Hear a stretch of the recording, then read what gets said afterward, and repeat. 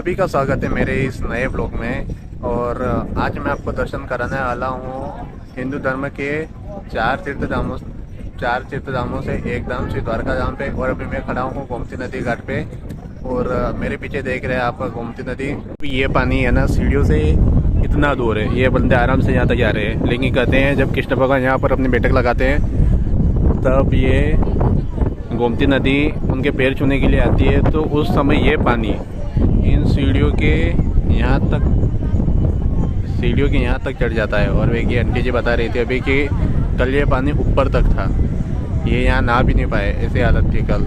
चलो देखते अब शाम तक यहीं पर देखता हूँ पानी ऊपर आता है क्या होता है। और मैं नहा धो के फ्रेश हो चुका हूँ और अब द्वारकाधीश मंदिर के दर्शन के लिए जा रहा हूँ। तो चलिए आपको भी साथ में कर रहा हूँ। देखते हैं वहाँ पर मोबाइल एलो है कि नहीं है, देखते हैं वहाँ पर जाके, वहीं जाके पता चलेगा।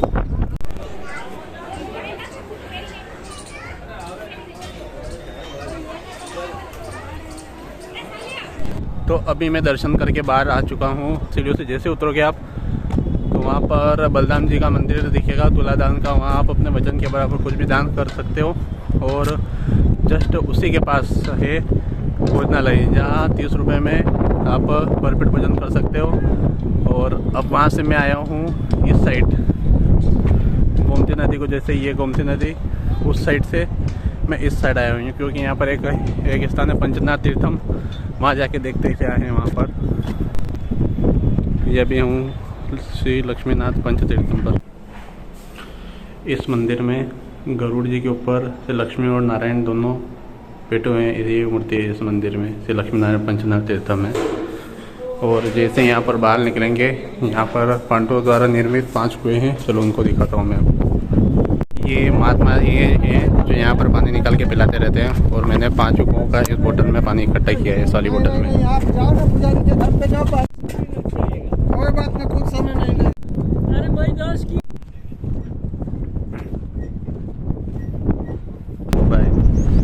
ये 5 कुएं ये जो है पांडव द्वारा निर्मित है। ये सारे तो तपस्या करी थे। अब उनकी एक बात है कि चारों तरफ यहाँ से देख लो, ये पूरा समुद्र है, यहाँ सारा कुआं नहीं खा रहा है, लेकिन इन कुओं का पानी बिल्कुल मीठा है, मीठा। और ये गहराई भी ज़्यादा नहीं है, एक इतनी गहरे में पानी है। और ये सभी का पानी पूरी तरह से मीठा हुआ है। और इसी मंदिर में श्री राम शिला का तैरता हुआ पत्थर भी रखा हुआ है। चलो वो भी दिखाता हूँ आपको। ये श्री राम जी के ये एक तैरता हुआ पत्थर भी रखा हुआ है, इसके भी दर्शन कर लीजिए आप। ये गोमती नदी अभी हम पार करके आए और अभी इसमें से वापस से पानी आने लगा है। तो अब हम जल्दी से पहले इसको पार करके देखते हैं, फिर उस साइड से मैं आपको दिखाऊंगा समुद्र वाला, जहाँ पर ये गोमती नदी समुद्र में मिल रही है। और वहाँ पर मंदिर भी है, उस मंदिर के दर्शन करेंगे। और फिलहाल के लिए पहले जल्दी से ये नदी पार करते हैं और नदी के पार हम मिलते हैं आपसे। तो तब तक चैनल को सब्सक्राइब कीजिए, बेल आइकन को प्रेस कीजिए और एक प्यारा सा कमेंट में लिख दिए जय जगत जय द्वारकाधीश। देख लिए ऐसे पत्थर, घर वाले देखेंगे बहुत गया, देखें साले क्या क्या घूम रहा है इधर। बस आपके लिए ये श्लोक सुनने पड़ेंगे घर वालों से। ये पानी बढ़ने लगा है, मतलब द्वारकाधीश जी बैठक में बैठे हैं अभी यहाँ पर। तो चलिए अभी ये पार करते हैं, उसके बाद थोड़ी देर बाद देखते हैं पानी कितना पड़ता है। उस मंदिर के उस साइड जाके देख के आते हैं हम। मंदिर की ध्वजा है जो दिन में 5 बार बदली जाती है, देख सकते हैं अभी। तो ये जो बंदे शिखर पर चढ़े हुए हैं ये ध्वजा बदल रहे हैं। और ये देखना अपने आप में बहुत अच्छा माना जाता है। ये बंदा है और इस ध्वजा को बदलने के लिए बोली लगी जाएगी। जो ज़्यादा बोली लगाएगा वही उसकी ध्वजा इस मंदिर पर भराई जाएगी। और यहाँ बोली लगभग 2-3 लाख तक पहुँच जाती है ध्वजा के लिए। तो ये देख सकते हैं आप, जैसे ये ध्वजा बदल रहा है।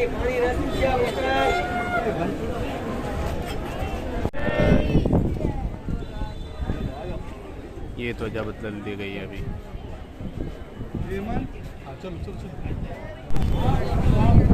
नदी का बढ़ता लेवल आप इसी प्रकार से देख सकते हैं कि आपको पता होगा, मैंने सुबह बताया था आपको, सुबह पानी था नदी के बीच में और अभी देखिए कहाँ तक आ गया है। पहले वहाँ से वहाँ तक था, थोड़ा और आगे था, अब वो कितना और आगे आ गया है। और मुझे लगता है धीरे धीरे जैसे दोपहर होगी 10-11 बजे तक होगी, ये इन पेड़ियों को छूने लग जाएगा पानी है।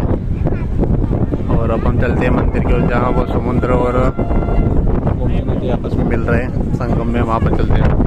उसके जाने के लिए आप जैसे ये गोमती घाट के जस्ट घाट में चले जाएंगे आगे आगे, तो वहाँ वो पहुँच जाएंगे आप। जैसे वहाँ पर आपको बस सीधा घाट पे सीधा आगे चलते जाना है बस।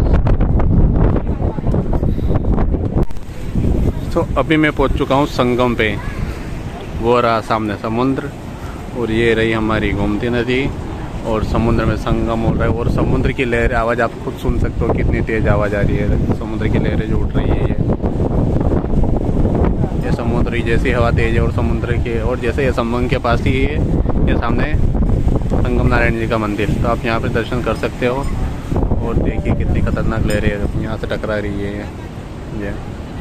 ये संगम नारायण जी का मंदिर। और यहाँ से व्यू देखिए आप, ये सामने समुद्र और ये क्या खतरनाक आवाज़ आ रही है समुद्र की, बहुत खतरनाक यार। ये पूरा व्यू अलग है यार अपने आप में। यहाँ से इसी जगह हमारी गोमती नदी और समुद्र का संगम हो रहा है। और ये वो लहरें देखिए आप, कितनी खतरनाक लहरें उठ रही है वहाँ से। लहरों का आनंद लीजिए आप।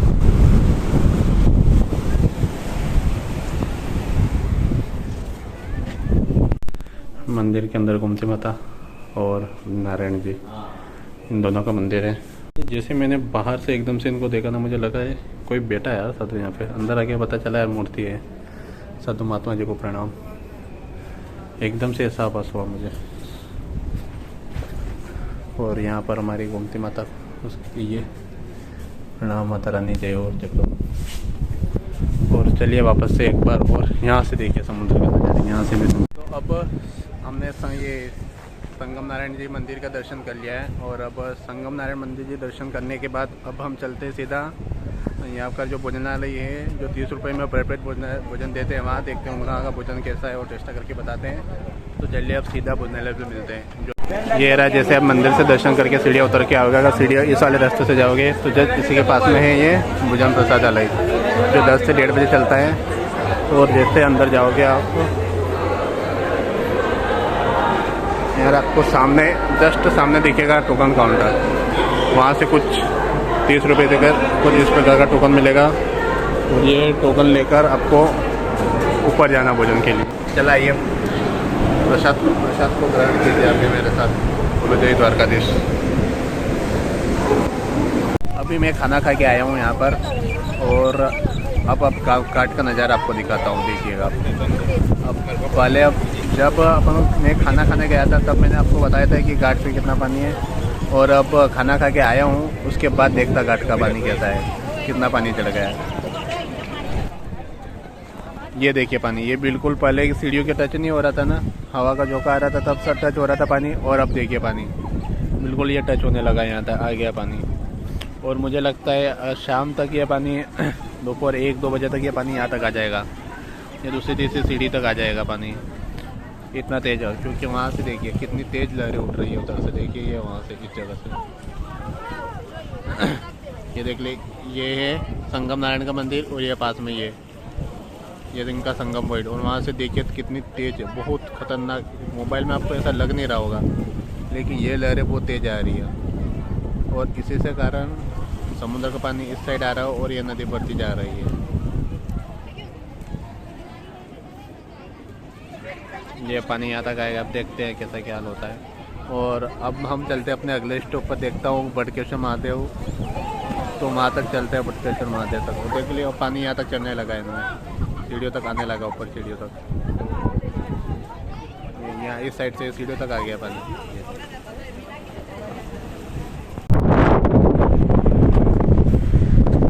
तो मैं वहाँ से घाट से निकला था बटकेश्वर महादेव के लिए, जो लगभग घाट से दूर 2 किलोमीटर दूर था। तो जैसे मैं पैदल चल रहा था, मुझे ना रास्ते में ये द्वारका का सनसेट पॉइंट दिखा।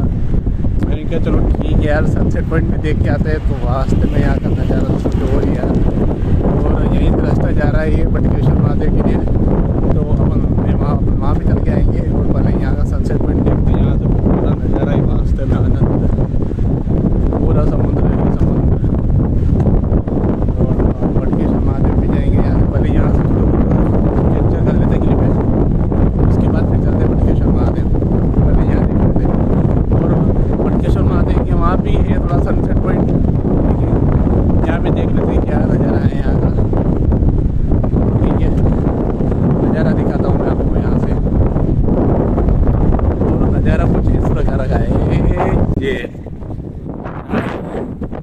चलो पास से दिखाता हूँ द्वारिका का। और यहाँ के सामने है वो लाइट हाउस। अभी फ़िलहाल के लिए तो बंद है, वहाँ जाने नहीं देते, पहले जाने दे रहे थे। और मैं तुमको यहाँ से दिखा वो रहा सामने बटकेश्वर महादेव, ये दिख रहा है ना। अपन वहाँ भी जाएंगे, पहले यहाँ से नज़ारा देखते हैं कैसा क्या है, फिर उसके बाद वहाँ से बिल्कुल, वहाँ तो बिल्कुल पास में है यार, आनंद दिल गार्डन हो जाएगा। पहले यहाँ से देखते हैं जो सारा समुद्र सामने, क्या लहरें आ रही है, आवाज़ आ रही होगी आपको भी समुद्र की। चलो सीधा आप समुद्र की आवाज़ सुनते हैं आप।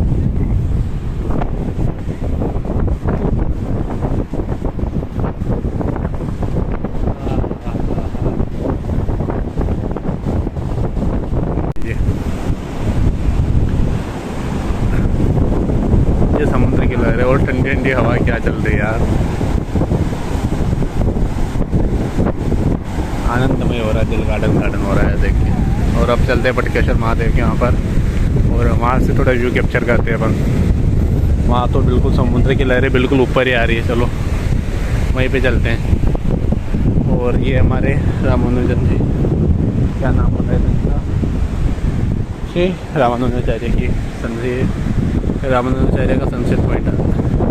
अगर आज की रात में नाइट स्टे करता ना द्वारका में, तो मैं आपको यहाँ का सनसेट पॉइंट दोनों जगह से बिल्कुल थोड़ा बहुत कैप्चर करके ज़रूर बताता। लेकिन मुझे जाना पड़ेगा, 8 बजे मेरी ट्रेन है, और 7 बजे तक तो मैं वैसे मैंने एक द्वारिका बस में टिकट ली है, जो भी 2 बजे बढ़ेगी और द्वारका में घुमाएगी मुझे, और वहाँ से आते आते मुझे 7 बज जाएगी, और ऐसे मैं सनसेट पॉइंट कवर नहीं कर पाऊँगा। देखते हैं अगर कर पाता हूँ तो आपको ज़रूर यहाँ से सनसेट पॉइंट से सनसेट व्यू बिल्कुल ज़रूर दिखाऊँगा मैं।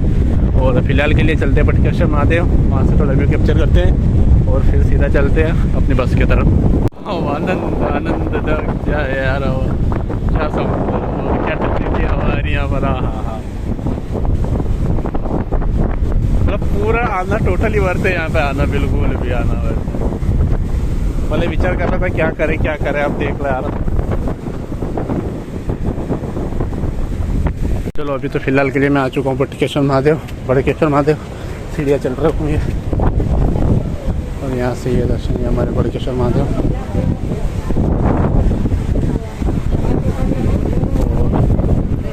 और ये हमारे महाराज, और ये बटकेश्वर महादेव, ये पूरी शिवलिंग, बड़ा शिवलिंग।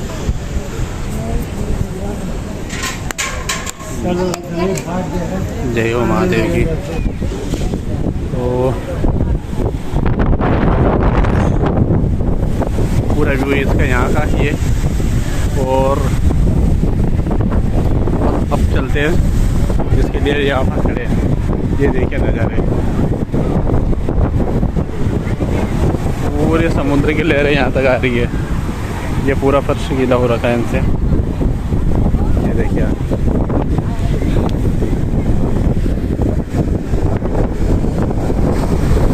ये लहर होती है, एक बार और आएगी देखना।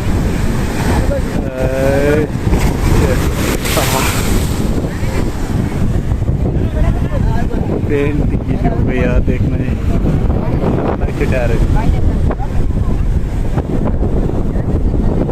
टोटली वर्थ है यार आना यहाँ पे। अच्छा हुआ ये यहाँ पे, एकदम से याद आया मुझे कि बटकेश्वर महादेव भी तो जाना है। ये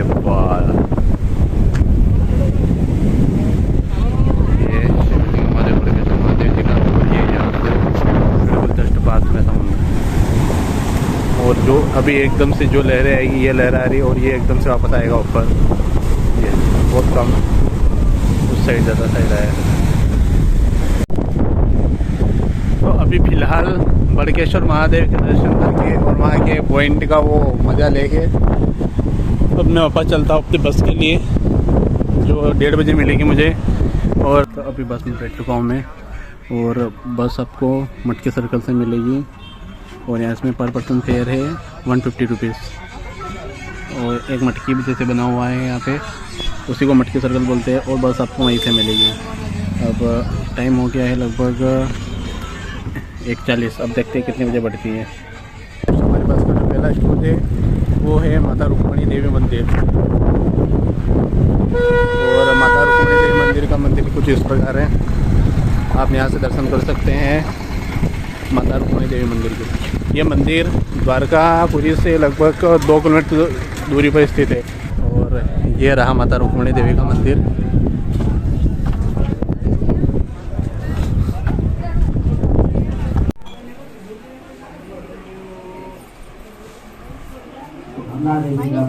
तो इसी प्रकार माता रुक्मिणी देवी जी के दर्शन करने के बाद मेरी द्वारकाधीश यात्रा पूरी तरह से संपन्न हुई है। और इस मंदिर की कहानी कुछ यूँ इस प्रकार से है कि एक बार द्वारकाधीश और माता रुक्मिणी देवी ये ऋषि दुर्वासा को भोजन के लिए निमंत्रण देने जाते हैं। और लेकिन वो ये शर्त रखते हैं कि आप दोनों स्वयं रथ को खींच कर लेके जाओगे। तो उन दोनों ने ये शर्त मान ली थी।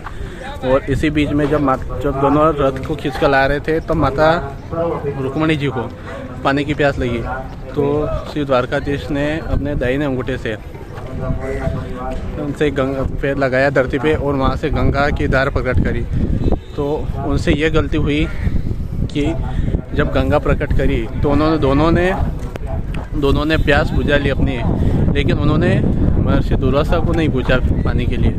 तो उन्होंने इसी बात को अपना अपमान समझते हुए गुस्से में माता रुक्मिणी जी को यह श्राप दिया। माता रुक्मिणी जी और श्री कृष्ण देव जी को यह श्राप दिया कि अब तुम दोनों दूर रहोगे, यहाँ से अब तुम दोनों अलग अलग रहोगे। उनको दूर रहने का श्राप दिया। तो माता रुक्मिणी देवी का मंदिर इसीलिए 2 किलोमीटर दूर श्री द्वारकाधीश से 2 किलोमीटर दूर है। और आदि परिक्रमा श्री द्वारकाधीश के चरणों में और आदि परिक्रमा माता रुक्मिणी जी के दर्शन करने के बाद पूरी मानी जाती है। और उसके साथ ही उन्होंने ये भी श्राप दिया था कि इस क्षेत्र में पानी की कमी रहेगी, तो यहाँ पर बिल्कुल भी मीठा जल नहीं निकलता है। इस पूरे इसमें मीठा जल बिल्कुल भी नहीं। अब हमारा अगले डेस्टिनेशन मुझे लगता है कि श्री नागेश्वर ज्योतिर्लिंग हो रहा है। अब ये रही हमारी बस। और हमारी बस का जो अगला जो स्टॉप है वो है नागेश्वर ज्योतिर्लिंग। और ये रही सामने भगवान भोलेनाथ की बड़ी सी प्रतिमा। क्या आनंद है यार। मंदिर में आराम से दर्शन कर सकते हो, मोबाइल कैमरा सारे अलाउ है। और इस मंदिर में स्पर्श दर्शन भी होते हैं, लेकिन उसके लिए आपको टोकन लेना पड़ेगा, तभी जाके आप स्पर्श दर्शन कर सकते हो। और मंदिर की कथा के बारे में सुनाऊं तो यहाँ पर भोलेनाथ और माता पार्वती नाग और नागिन के जोड़े में रहते हैं, इसीलिए इस मंदिर का नाम है नागेश्वर, जो कि है नागों का देवता। और जो शिवलिंग है वो थोड़े उस पर एक चांदी की परत चढ़ी हुई है। और शिवलिंग थोड़ा छोटा है अंदर है, लेकिन उसके ऊपर चांदी की परत वाला शिवलिंग रखा हुआ है। चलो आके दर्शन कराते हैं आपको। और आपको थोड़ा दूर से ही दर्शन होगा।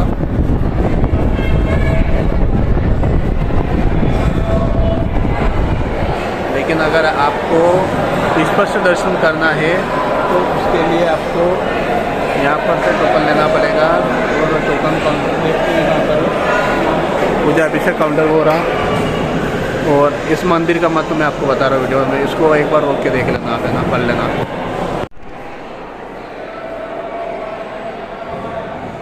ये है इस मंदिर का महत्व। अब ये रहा मंदिर के अंदर का। ये इस दर्शन के साथ मेरी एक ज्योतिर्लिंग की यात्रा और पूरी तरह से संपन्न हुई। और एक धाम तो पूरा हो गया, बद्री विशाल वाला तो मैंने पहले से कर लिया था। और 4 प्रमुख धामों से एक धाम द्वारकाधीश धाम ये भी पूरा हो गया। और मैंने 4 ज्योतिर्लिंग के दर्शन कर लिए थे, उसमें से 5वां ये हो गया नागेश्वर ज्योतिर्लिंग। अब 6ठा कल हो जाएगा 7वां सोमनाथ। और उसके बाद देखते हैं फिर कब होता है। और मैं एक बार और आपको दर्शन करा देता हूँ। लेकिन वो क्या है कि यहाँ पर चांदी का शिवलिंग ऊपर रखा हुआ है, उससे मेन शिवलिंग तो आपको नहीं दिखाई देंगे। मैं एक बार आप दर्शन करा लेता हूँ। मैं ये आप देख सकते हो, ये शिवलिंग, ये सामने शिवलिंग है, ये मेन शिवलिंग।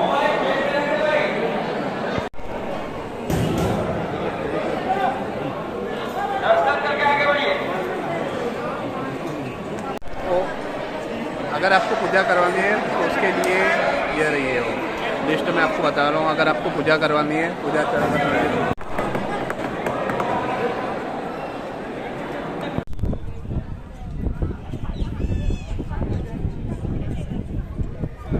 और ये रही भोलेनाथ की बड़ी प्रतिमा।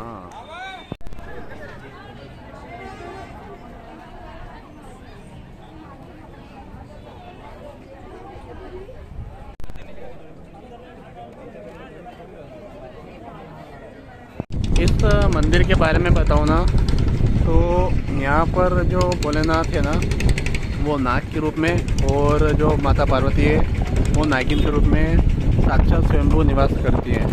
और इस मंदिर का निर्माण अभी जो नया बना है, ये गुलशन कुमार ने 3 करोड़ इसमें दान दिए थे मंदिर के निर्माण के लिए। और ये प्रतिमा तो अपने आप में अद्वितीय है। और ये मंदिर हुआ। जैसे एक बात और है कि अगर आपको यहाँ पर पूजा और अर्चना करनी है, पूजा और अगर जल अभिषेक करना है, तो फिर आपको अपने प्राइवेट टैक्सी से आना पड़ेगा, क्योंकि बस वाले आपको इतना टाइम नहीं दे पाएंगे कि वो आपके लिए घंटा पर रुके। यहाँ पर मैक्सिमम आपको आधा घंटा मिलता है, और आधे घंटे में आप पूजा बिल्कुल नहीं कर पाओगे। तो अगर आपको यहाँ पर पूजा वूजा करनी है, तो फिर आपको फिर अपने खुद के पर्सनल व्हीकल से ही आना पड़ेगा। वो आपको अपने हिसाब से देखना पड़ेगा आपके लिए। जैसे इस जर्नी का तो बेस्ट पार्ट यही है कि जो हमारे साथ में जो पंडित जी हैं, वो एक तरह से गाइड ही है।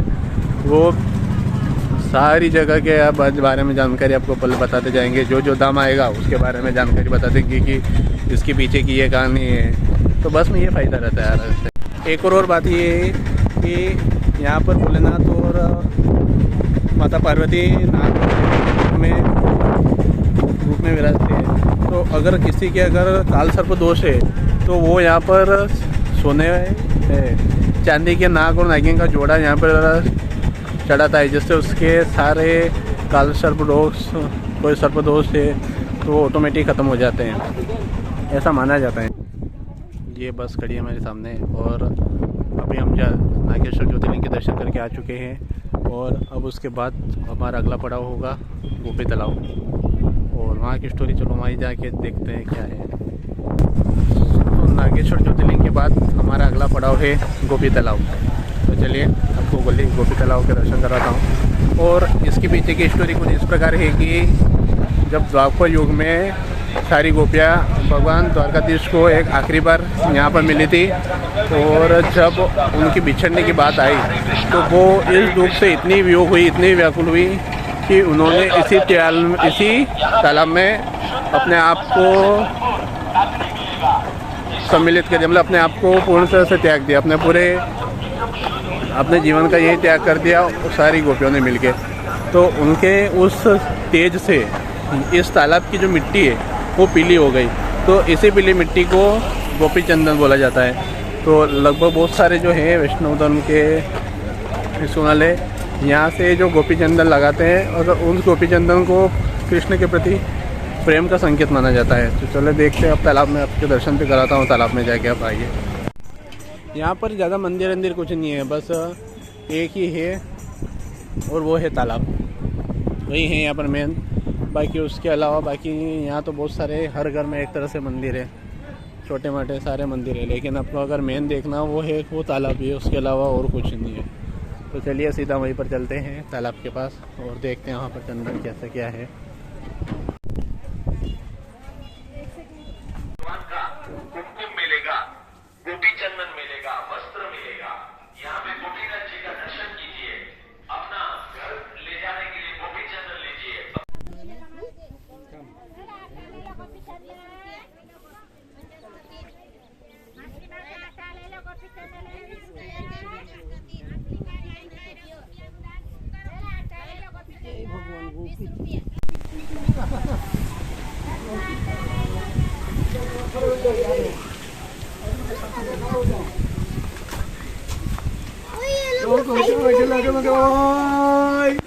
इस गोपी तालाब की बस यही कहानी है कि सारी गोपियों ने मिलकर भगवान श्री कृष्ण की याद में यहाँ पर अपने देह को त्याग दिया था, और उन्हीं के तेज के कारण यहाँ की मिट्टी पीली हो गई थी, जिसी के कारण इसी को गोपी चंदन के नाम से जाना जाता है।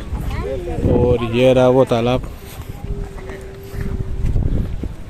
ये वो तालाब है जहाँ पर ऐसी मान्यता है कि इसी तालाब में गोपियों ने अपनी देह का त्याग किया था, और इसी कारण इसकी मिट्टी जो ये है वो पीली हो गई थी। जो देख रहे हो ना पीली मिट्टी, ये मिट्टी पीली दिख रही है, उन्हीं के कारण हुई है, ऐसा बताया जा रहा है।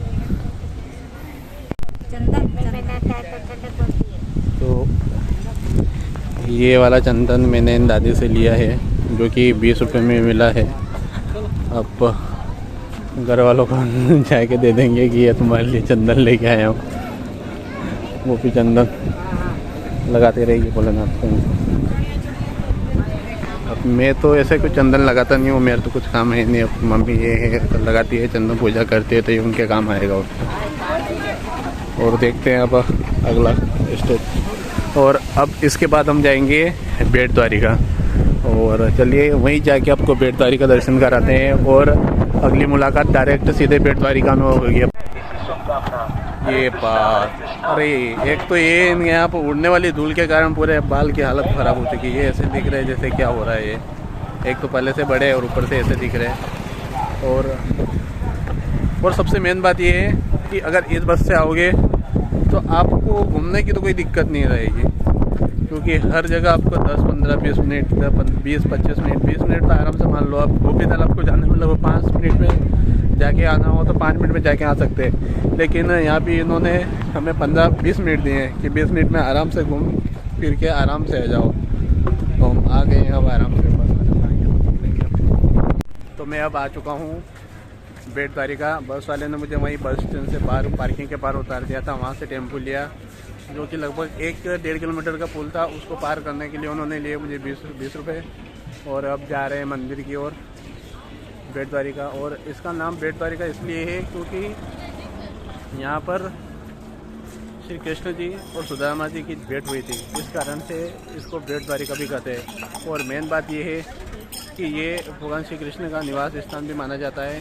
भगवान श्री कृष्ण जी यहीं पर निवास रहते थे, और जो कार्यकाल में उनको प्रशासन जो चलाते थे, उनके में तो सुदामा जी ने उनको चावल दिए थे भेंट स्वरूप, तो इसीलिए तब से यहाँ पर चावल की भेंट दी जाती है। और यहाँ प्रसाद भी अधिकतर चावल का ही चलता है, ऐसे सुना है। अब देखते हैं क्या है। बेट द्वारिका में दर्शन करने के लिए आपको बिल्कुल कम टाइम लगेगा, 5 से 10 मिनट में। अगर उसके भोगने लग रहा होगा, प्रभु जी के भोगने लग रहा होगा, तो 5 से 10 मिनट के अंदर आप आराम से दर्शन करके बाहर आ सकते हो। 10-15 मिनट के अंदर आराम से दर्शन करके आओगे। और फिर उसके बाद आप यहाँ के लोकल, अगर आपके पास टाइम बचता है तो यहाँ आराम से घूम सकते हो। ये मंदिर जाने का पूरा ये रहा मंदिर था। ये बिल्कुल यहाँ से आप बिल्कुल ये यहाँ से सीधी जाएगी अंदर, और जस्ट सामने इसी के पीछे मंदिर। और बाहर के साथ साथ अगर मंदिर में भी अगर मोबाइल रखना चाहो तो रख सकते हो। यहाँ की फीस 5 रुपये, और बैग के चार्जेस है 20 रुपये। और वो रहा मंदिर की ध्वजा, जस्ट ये सामने दिख रहा है, इसी के पीछे जो ये रही मंदिर की मेन ध्वजा। और यही हमारी मेन मंदिर। यहाँ के दर्शन अब पूरे अच्छी तरह से हो चुके हैं। और अब मैं चलूँगा बस के पास। अब देखते हैं यहाँ पे अगर कुछ लोग पास में कुछ है मंदिर देखने लायक, वो देखते हैं, नहीं तो फिर चलते हैं, क्योंकि अब बस पकड़ के फिर द्वारका जाना है। और द्वारका से फिर अपने सोमनाथ के लिए ट्रेन है, तो उसकी बुकिंग है। तो अब चलते हैं सीधे बस के पास, देखते हैं अब क्या है, और सीधा मिलते हैं अब आगे थोड़ी देर बाद। अगर आपके पास समय बचता है, अगर बस से आ रहे हो और समय है आपके पास, तो आप ये देखने पे आ सकते हो सोने की द्वारिका कैसे कुछ बना रखा है पावन धाम करके। इसमें अंदर क्या है देखते चलो।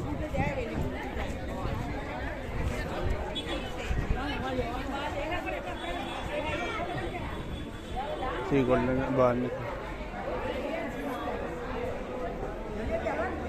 अच्छा, यहाँ पर टिकट है, तो 40 रुपये का टिकट है सोने की द्वारिका के लिए। और मुझे लगता है आपको भी यहाँ पर कैश लेके आना पड़ेगा। यहाँ पर ऑनलाइन के सिस्टम के अंदर को सोने के द्वारा जैसा कुछ लगा रखा है उन्होंने बस।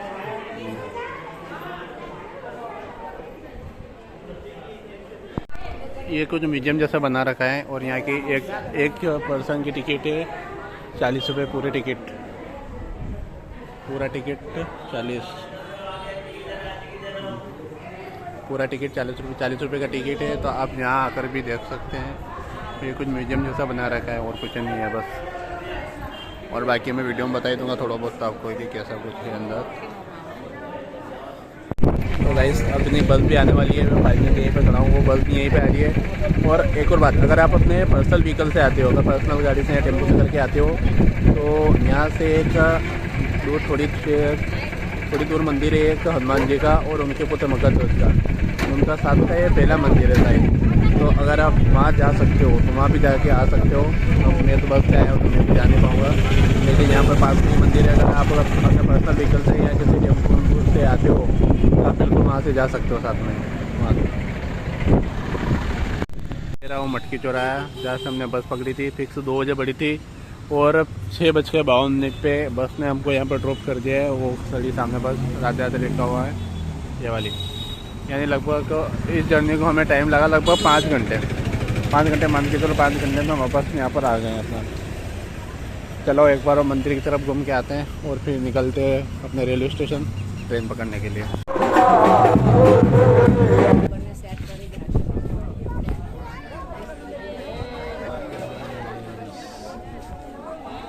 तो अभी आ चुका हूँ मैं द्वारका के रेलवे स्टेशन पे और अब मुझे यहाँ से ट्रेन पकड़नी है अपने सोमनाथ के लिए, जो कि जाती है वेरावल जंक्शन पर ओखा वेरावल एक्सप्रेस। और द्वारका रेलवे स्टेशन पे वो 10-15 मिनट में आने वाली है। तो चलो ठीक है, अब अपन वेरावल के लिए जर्नी स्टार्ट करते हैं सोमनाथ के लिए। यहाँ बोलो सोमनाथ की जय।